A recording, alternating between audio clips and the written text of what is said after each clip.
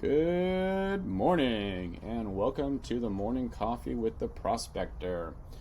Today we're going to be going over another one of our free samples, and this is sort of a insight into also what you can look at for your competition, what to do and what not to do.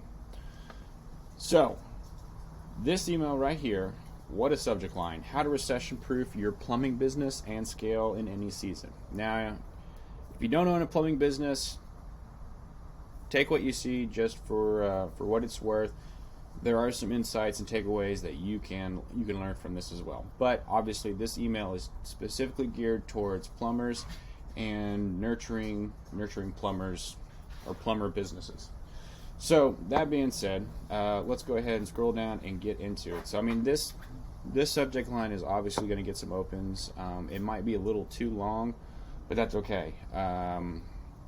The main selling point here is the recession-proof aspect, and it's always good to kind of take into consideration any sort of larger economic considerations or changes that might be happening, so that you can iterate content on that, and also pique people's interest. So if people are concerned about something that's going on, you can address that and be more responsive with your content. So moving into it, obviously subject line's good. It's a little long. You could probably shorten it up and say recession proof your business and scale in any season, and really cut down some of that excess fat. So looking at the content here, it's new training this week: how to recession proof your plumbing business and scale for any reason. So obviously, first line off the bat, you're telling people that this is going to be more of a training aspect than selling your service. Obviously, you're probably going to be selling that service later on, but training is a great way to incite and sort of get your customers to come in without providing a upfront cost and everything. So webinars are fantastic.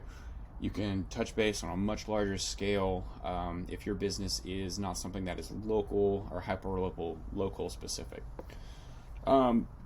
Moving into the second portion of this, so their call to action here is basically hit reply and show me how.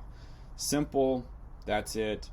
If you're actually doing like a training, it may be better to, if you're going to do like one-on-one training, this would be a great call to action. But if you are looking at something that is a little bit more basic and generic, just send somebody to a sign-up link. That's all you need to do, and they're going to be able to go and schedule.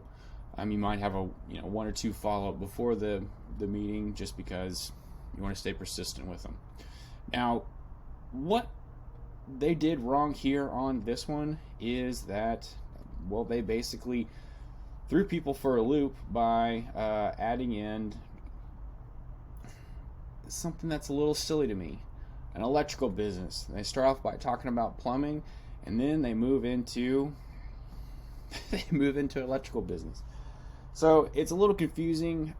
They did provide a call to action, like click here, schedule that coaching. So this portion right here just may be a little off topic. And one thing to concern, I know sometimes whenever you're trying to scale and touch point with a lot of other businesses and try to really bring that lead in, is take that second to read what you're sending.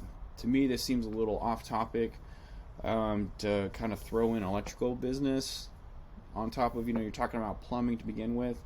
Plumbers may have another additional sort of service that they provide, but stay on topic. Keep it short, simple, and